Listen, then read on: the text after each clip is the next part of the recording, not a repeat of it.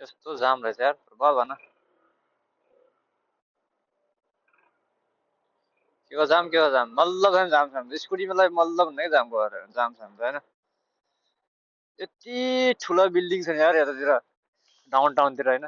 अनि विदेश नेपाल बस्नेलाई त यत्तिकै त्यो भइहाल्छ नि जेलस भइहाल्छ नि है कति बेला विदेश जाउँ कति बेला विदेश जाउँ भन्ने भइहाल्छ नि होइन यत्रो ठुल्ठुलो बिल्डिङको अगाडि टक्क एउटा टक्क मजाको मिलेको फोटो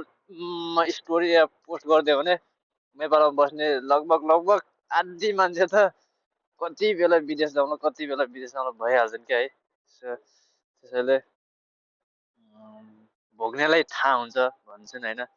भोग्नेलाई थाहा हुन्छ विदेश कस्तो छ भनेर